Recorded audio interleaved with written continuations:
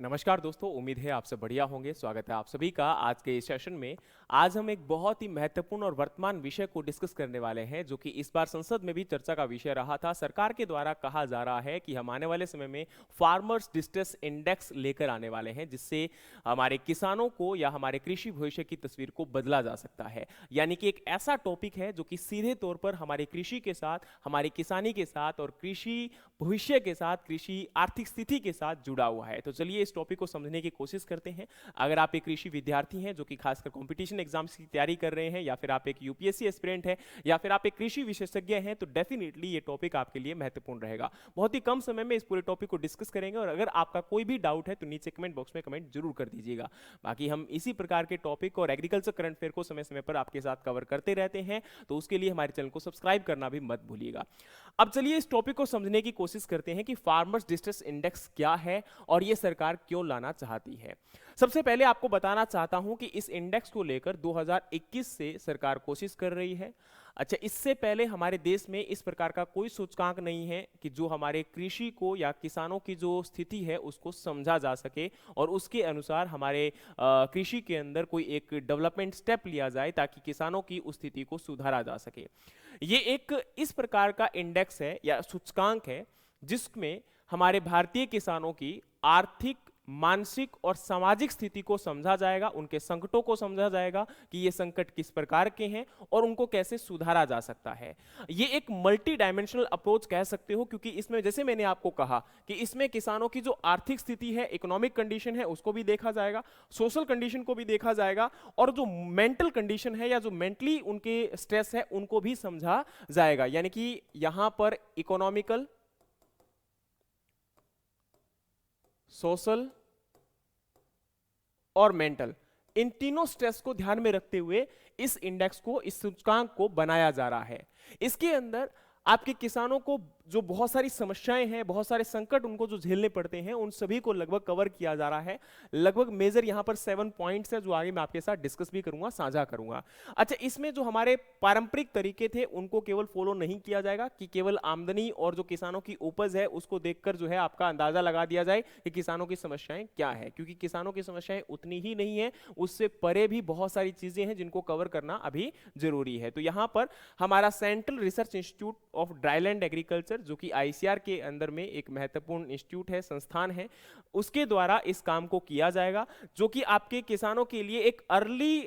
Warning system को तैयार कर रहे हैं, जिसके तहत किसानों की समस्याएं या किसानों के संकटों को समझकर और उसके अनुसार उसको आने से पहले ही रोका जाए, या फिर अगर आ रहा है तो उसके लिए किस प्रकार की तैयारी की जाए ताकि किसानों को उस संकट से बचाया जा सके और उचित प्रावधान के तहत हमारी जो कृषि की भविष्य है उसको बचाया जा सके। तो किस प्रकार से ये एक संकट जो डिस्ट्रेस इंडेक्स है वो काम करेगा उसको हम समझने की कोशिश करते हैं, लेकिन उससे पहले आपको बताना चाहता हूं कि मेजर जो यहां पर कारण है जिनको कवर किया जा रहा है, तो सबसे पहला है आपका क्लाइमेटिक वेरिएबिलिटी, यानी कि जो आपके मौसम के अंदर, जो हमारे जलवायु के अंदर लगातार परिवर्तन हो रहा है और उसकी वजह से किसानों को जो संकट झेलने पड़ते हैं। दूसरा, प्राइस वॉल्टिलिटी, आप लोग जानते हैं मार्केट के अंदर है ना, जो हमारी मंडियां हैं उसमें किसानों को उचित मूल्य नहीं मिल पाता है। कई बार जो प्राइस यानी कि मूल्यों के अंदर उतार और चढ़ाव आपको देखने को मिलते हैं, तो उसकी वजह से भी किसानों को काफी समस्याओं का सामना करना पड़ता है। लो रिस्क बियरिंग कैपेसिटी, यानी कि किसानों के अंदर संकटों को झेलने की उतनी कैपेबिलिटी नहीं होती है, उतनी क्षमता नहीं होती है। तो वो क्षमता क्यों नहीं है, उसको कैसे हम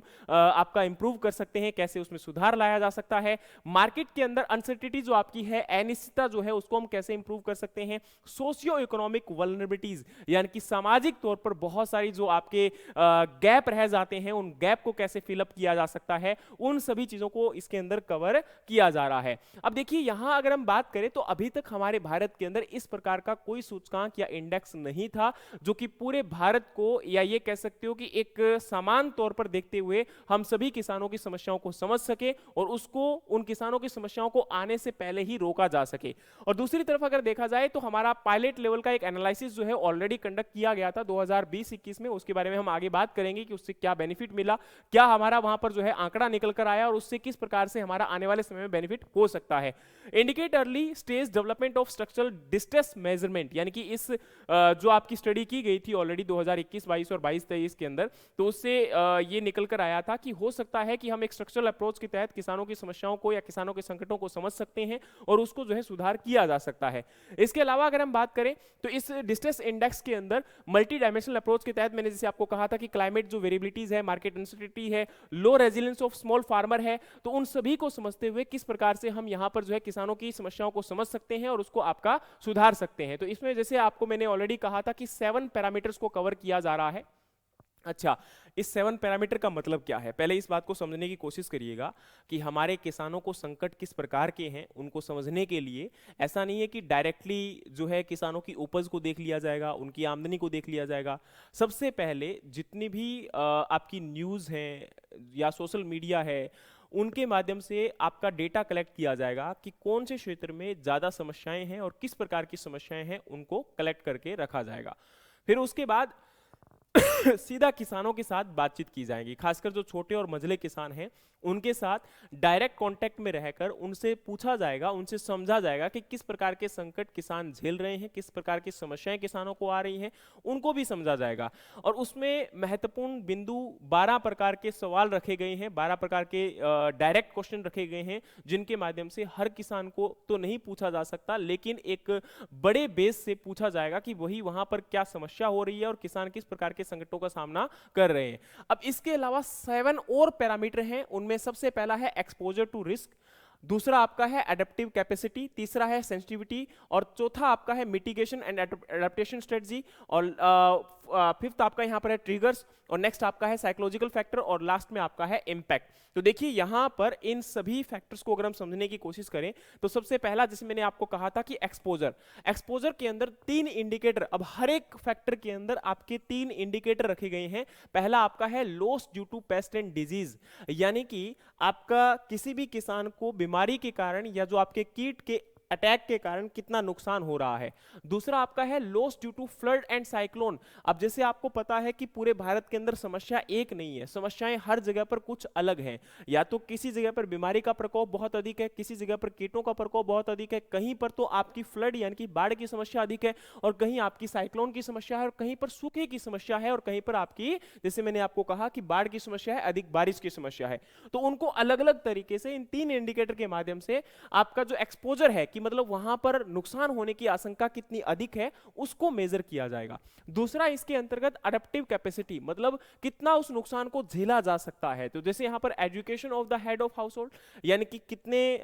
मतलब यहां पर जो भी उस घर का, जो किसान का एक प्रकार से घर है या परिवार है, उसमें जो हेड है उसके द्वारा कितनी एजुकेशन या कितनी तालीम हासिल की गई है, कितना वो किसी चीज को समझ सकता है कि यह समस्या कितनी बड़ी है, कितनी छोटी है। दूसरा टोटल ओवन लैंड, उस किसान के पास कितनी जमीन है, और नेक्स्ट आपका है लीज्ड इन द लैंड, यानी कि कितनी जमीन उसकी ठेके पे ली गई है, रेंट पे ली गई है। और नेक्स्ट आपका है सेंसिटिविटी, यानी कि कितना वो उस संकट को मतलब एक प्रकार से सेंसिटिव कितना अधिक है उस संकट को लेकर। तो वो आपका इरिगेशन एरिया, यानी कि वहां पर सिंचाई कितनी की गई है, कि सिंचाई का क्षेत्र कितना है। दूसरा आपका है इंडेटनेस, यानी कि वहां पर कर्जा किसानों के ऊपर कितना है। और नेक्स्ट आपका है SC/ST community and number of children's in house hold, यानी कि वहां पर जो आपका परिवार है या वो जो आपके कम्युनिटीज की बात करें तो वो SC/ST कम्युनिटीज के हैं या उनके घरों में बच्चे कितने हैं, उन सभी चीजों को देखकर इस सेंसिटिविटी का अंदाजा लगाया जाएगा। और नेक्स्ट आपका है अडेप्टेशन का मतलब है कि वहां पर नॉन क्रॉप इनकम ऑफ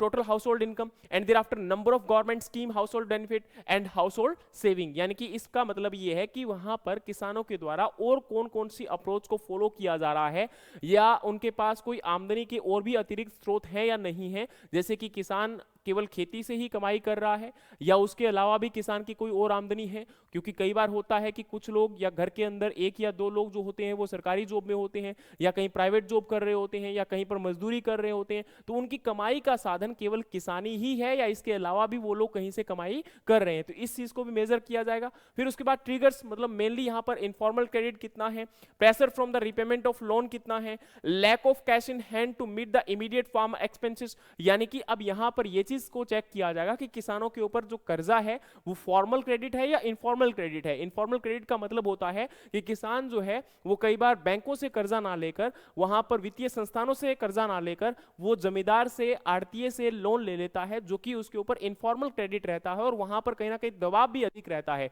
और उस दबाव को लेकर किसान के ऊपर कितना प्रेशर बनाया जा रहा है, और उसके अलावा वहां पर अगर देखा जाए तो किसान के पास कैश इन हैंड कितना है, कितना पैसा उसके हाथ में अभी उपलब्ध है जिससे वो आपके जो खेत के खर्चे हैं उनको उठा सकता है। और नेक्स्ट है साइकोलॉजिकल, यानी कि फीलिंग ऑफ सोशल आइसोलेशन। जैसे कई बार आपने देखा होगा कि ग्रामीण क्षेत्रों के अंदर खासकर जो छोटे किसान होते हैं या फिर जो आपके नीची जाति के एससी और एसटी कम्युनिटी के जो किसान होते हैं उनको ज्यादातर अलग रखा जाता है और समाज के अंदर उनके साथ थोड़ा सा व्यवहार कहीं ना कहीं गलत किया जाता है, तो उसके शिकार तो कहीं नहीं है। और दूसरा है unable to fulfil family obligations. अब देखो क्या होता है, कई बार किसान जो है नीची जाति का भी नहीं है और दूसरी तरफ वो किसान में किसी एक मतलब छोटे या ये कह सकते हो कि अलग समाज से भी नहीं आता है, उसके बावजूद भी उसकी पारिवारिक समस्याएं इस प्रकार से अधिक होती है क्योंकि वो सोचता है कि मेरे घर में या मेरे परिवार में मैं अपनी जो जरूरतें हैं बच्चों की या फिर अपने परिवार की वो पूरी नहीं कर पा रहा हूं। और कई बार वो देखता है कि समाज में जो आपके जो सामाजिक स्टैंडर्ड कई बार सेटअप किए होते हैं, जैसे बहुत ज्यादा अधिक पैसा लगाना शादी के अंदर या फिर जो है बड़ी बड़ी बाइक गाड़ी उनको परचेज नहीं कर पाने की जो क्षमता होती है, तो उनके तहत किसान सोचने लग जाता है कि जैसे खासकर अगर देखा जाए तो समाज के अंदर जितनी भी चीजें होती है उनको देखकर किसान के मन में भी एक हीन भावना आ जाती है कि यार मैं तो इन चीजों को पूरा नहीं कर पा रहा हूं, तो वो तो कहीं नहीं है उसके अंदर, क्योंकि वो सबसे बड़ी मेंटली टॉर्चर समस्या देखी जाती है। और ये तो आजकल हम समाज के अंदर हर वर्ग में देख रहे हैं, हर वर्ग के द्वारा ये समस्या को झेला जा रहा है कि वो दूसरे लोगों को देखकर ये चीज सोचता है कि मेरे पास इस चीज की कमी है और शायद मैं अपने परिवार को ये चीज उपलब्ध नहीं करवा पा रहा हूं, तो वो चीज आपकी देखी जाएगी। और नेक्स्ट आपका है एडिक्टेड टू एल्कोहल। कहीं ऐसा तो नहीं है कि किसान या जो खेती कर रहा पर्सन है वो आपका एल्कोहल के साथ एडिक्टेड नहीं है, कोई नशा के जो है लत में तो नहीं है, क्योंकि उसके द्वारा क्या होता है कि वो लगातार मानसिक विकृतियों के अंदर या मानसिक जो है संतुलन को खो बैठता है और कई बार जो है आत्महत्या की ओर अग्रसर हो जाता है। तो ऐसा तो नहीं है कि किसान किसी प्रकार से इन समस्याओं का सामना कर रहा है, कोई मेंटली जो है वो टॉर्चर तो नहीं है। फिर नेक्स्ट आपका है इंपैक्ट, यानी कि अब यहां पर लगातार किसान के ऊपर अगर कर्जा बढ़ रहा है या वो आपका जैसे कई बार मनरेगा या फिर जो बाकी किसान सरकार के द्वारा जो सुविधाएं उपलब्ध करवाई जा रही हैं उनके अंदर कितना कंट्रीब्यूशन कर पा रहा है। एंड उसके अलावा है रिड्यूस द फूड कंजप्शन, यानी कि यहां पर ऐसा तो नहीं है कि किसान के द्वारा या उस परिवार के द्वारा जो पहले खाना खाया जा रहा था या जो भी उसको भोजन उपलब्ध हो पा रहा था वो उतना नहीं हो पा रहा हो। तो इन सभी चीजों को देखकर एक आंकलन किया जाएगा कि किसान के द्वारा वाकई में या उस परिवार के द्वारा वाकई में कोई समस्या का सामना किया जा रहा है या नहीं किया जा रहा है। अच्छा, इसके अंदर सबसे पहले इंपॉर्टेंट क्या है, इस बात को समझने की कोशिश करो कि यहां पर जैसे मैंने ऑलरेडी आपको कहा कि केवल आपकी आर्थिक और सामाजिक स्थिति को ही नहीं देखा जा रहा बल्कि इसमें मानसिक स्थिति को भी देखा जा रहा है। और ओवरऑल तरीके से यहां पर अगर ब्लॉक लेवल पर या डिस्ट्रिक्ट लेवल पर जो अप्रोच को फॉलो किया जाएगा तो उसके माध्यम से किसानों की स्थिति को समझकर और कोई भी संकट जो आता है उसको आने से पहले ही रोका जा सकता है। और जिस प्रकार से हमारी जो क्लाइमेट के अंदर वल्नरेबिलिटीज बढ़ रही हैं, जैसे मैंने ऑलरेडी आपको कहा था कि हमारे पर्यावरण के अंदर जो असंतुलन बढ़ रहा है या फिर जो आपका प्राकृतिक आपदाओं के कारण लगातार फसलें खराब हो रही हैं या फिर मंडियों के अंदर जो अच्छे तरीके से उनको भाव नहीं मिल पा रहा है, तो उन सभी चीजों को इसके अंदर जब देखा जाएगा तो उनको देखकर किसानों को जो फांसी लगाने की समस्या है उससे बचाया जा सकता है, उनकी आमदनी को बढ़ाया जा सकता है और इन समस्याओं के आने से पहले ही निपटान किया जा सकता है। क्योंकि जैसे हम प्रधानमंत्री फसल बीमा योजना के तहत बोलते हैं कि भाई उसमें आपका क्या होता है कि अगर किसान की फसल खराब हो जाती है तो उसके बाद उसका एक आकलन किया जाता है कि किसान की फसल कितनी खराब हुई है और उसके बाद में उसको मुआवजा दिया जाता है। लेकिन अगर यहां पर उस संकट को आने से पहले ही किसान को अवेयर किया जाए, जागरूक किया जाए और उसको आने से पहले ही कुछ इस प्रकार के प्रबंधन किया जाए ताकि संकट आ ही ना पाए, और अगर आ भी जाए तो किसान उसको संकट को झेलने की क्षमता रखे और उसके अंदर इतनी कैपेबिलिटी होनी चाहिए कि उस संकट का सामना वो कर सके। और खासकर जो आपकी यहां पर फांसी जैसे जो एक प्रकार से कहते हैं ना कि कदम उठा लिए जाते हैं किसानों के द्वारा, आत्महत्या के जो कदम उठा लिए जाते हैं किसानों के द्वारा, तो वो कदम किसान ना उठाएं और उनकी आर्थिक स्थिति को हम लोग और मजबूत कर पाएं और खासकर जो रोजगार के साधन हैं वो आपके ग्रामीण क्षेत्रों में और अधिक उपलब्ध करवा पाएं। अच्छा, इस सूचकांक के मतलब इंटरप्रिटेशन के तरीके क्या रहेंगे कि कैसे इसको मेजर किया जाएगा? तो इसमें क्या होगा कि 0 से लेके 1 तक आपकी जितने भी ये डेटा आपके कलेक्ट किए जाएंगे ना, मैंने अभी आपको कहा कि ये 7 पैरामीटर हैं और आपका जो डेटा कलेक्ट किया जाएगा तो उनके आधार पर आपका इस डेटा और इन रिस्पॉन्स को ध्यान में रखते हुए 0 से लेके 1 के बीच में आपका जो है नंबर दिया जाएगा। तो अगर वहां पर नंबर 0 से 0.5 का है तो इसका मतलब है कि संकट बहुत कम है, किसानों को जो स्ट्रेस है वो बहुत कम है। दूसरा, जिस क्षेत्र में आपका आंकलन या नंबर आएगा 0.5 से 0.7 के बीच में, इसका मतलब है वहां पर स्थिति अभी तक मॉडरेट है। और अगर ये आपका नंबर जाता है 0.7 से ऊपर तो उस केस में वहां पर स्थिति गंभीर है और उसको समझकर हमें अभी एक्शन लेना पड़ेगा। तो इसका मतलब है distress level is where the index identifies the specific component contributing the most to farmer distress index among the 7 indicator. मतलब यहां पर सिंपल सी बात, इस चीज को समझने की कोशिश करनी है कि इस इंडेक्स के माध्यम से, इस सूचकांक के माध्यम से किसानों की जो स्थिति है, किसानों के ऊपर जो संकट है उसका एक आंकलन किया जा रहा है और ओवरऑल आंकलन के तहत यहां पर उसको समझकर और उसके अकॉर्डिंग निपटान करने की भी कोशिश की जा रही है। अच्छा, जैसे मैंने अभी आपको कहा था